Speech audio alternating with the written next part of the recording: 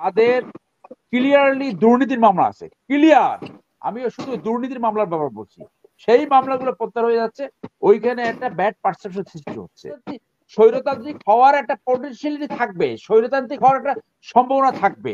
ওই জায়গাটাতে আমাদের দল বল নির্বিশেষে কথা বলতে হবে বাবুল ভাই।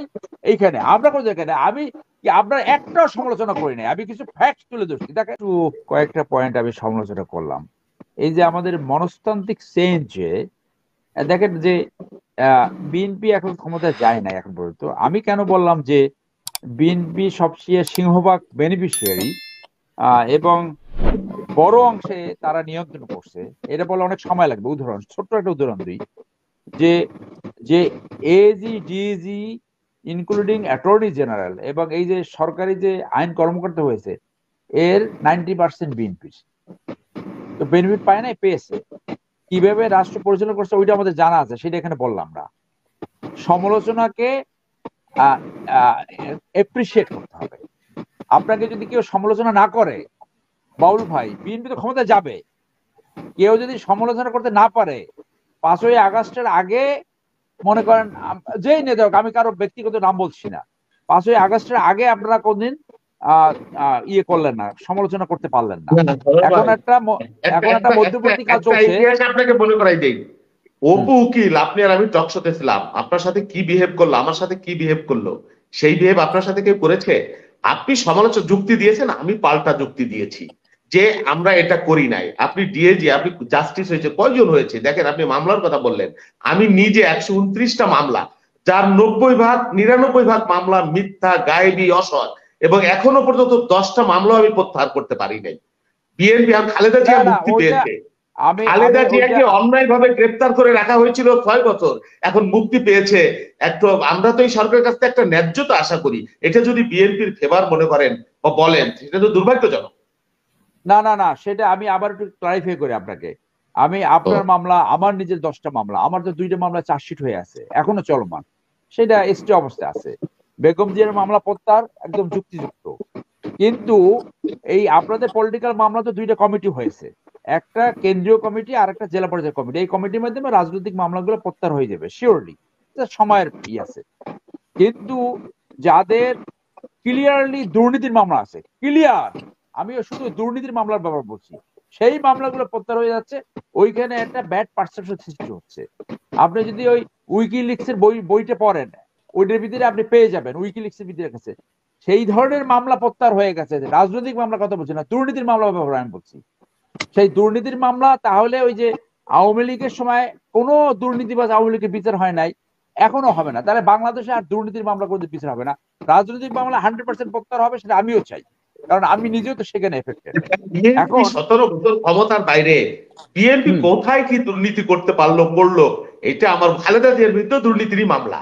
হ্যাঁ, এখন সেটা আপনি বিএনপির প্রতি কোনো কারণে ক্ষোভ, অনুরাগ, বিরাগ হইতে পারে। আমি কারো নাম বললাম না, নাম বললাম না, এটা আপনি খুব ভালো করে জানেন।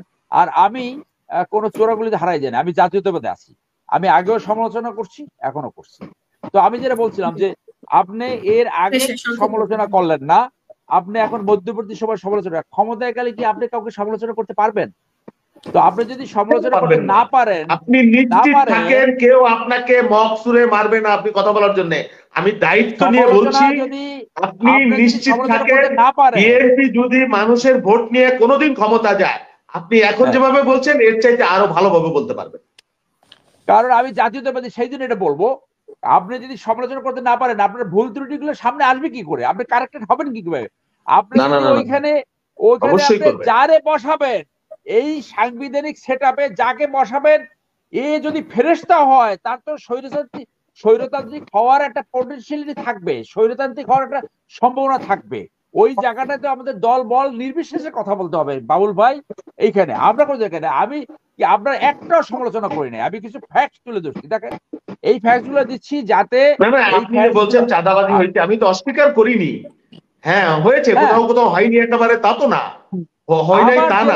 বাবুল ভাই, BNP as a political party চেষ্টা করছে কিনা, আন্তরিকতা আছে কিনা, সেই বিষয়টাকে আপনি অ্যাপ্রিশিয়েট করবেন। আমি একটা কথা বলে শেষ করি।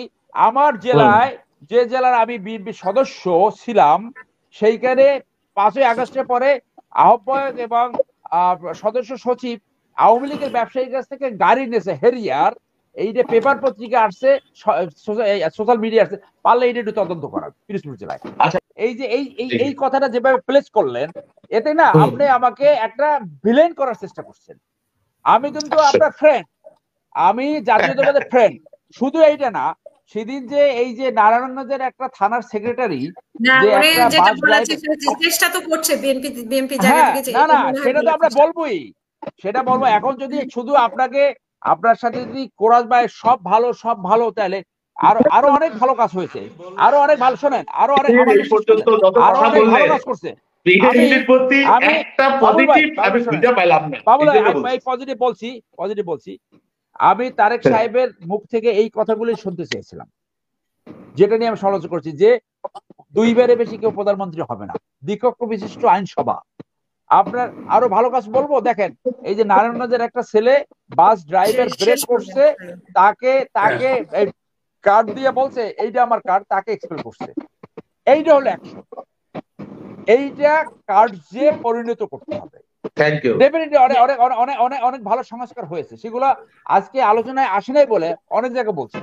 এই কথাগুলি আমরা শুনতে চেয়েছিলাম, যে leader leader will talk like a statesman, like a real politician, জনস্বার্থে এবং দেশের স্বার্থে। সেই ক্ষেত্রে আরো যে ভালো কাজগুলো, সেগুলো তো আমরা বলবো, যে দলের ভিতরে 2001 থেকে 6 পর্যন্ত যাদের দুর্নীতি ছিল, যারা ট্রুলি দুর্নীতি করছে, তাদেরকে আপনি সরাইয়া, যারা চরিত্রবান তাদেরকে সামনে আনেন। এই কথাগুলো না আমরা বলবো না, কারণ অবশ্যই বলবো, জনস্বার্থেই বলবো। আর রাজনৈতিক মামলা সব প্রত্যাহার হবে, অনেক ভালো কথা বলছে, এবং এইটি আমরা চেয়েছিলাম। আমরা মনে করি, আমি ব্যক্তিগত জি, মনে করি, যে অসংখ্য তারেক ধন্যবাদ। সাহেব এখন যে জিয়াউর রহমানের যে অরিজিনাল পলিসি ছিল, সেই পলিসি গুলোর ভিতরে ঢুকতেছেন। উনি এখন ট্যালেন্ট হান্ট করবে, ওনার সমালোচকদেরকে উনি সম্বর্ষণ জানাবে, সমালোচকদের নিয়ে মিটিং করবে, চা খাবে এবং ডিবেট করবেন, ডিবেট করে পলিসি ফর্মুলেট করবেন। তাহলে সত্যিকারে উনি একটা ট্রু নেতা হবেন, সেই নিয়ে আমরা আশা করি, এই দেশের জনগণ সেই আশা করে।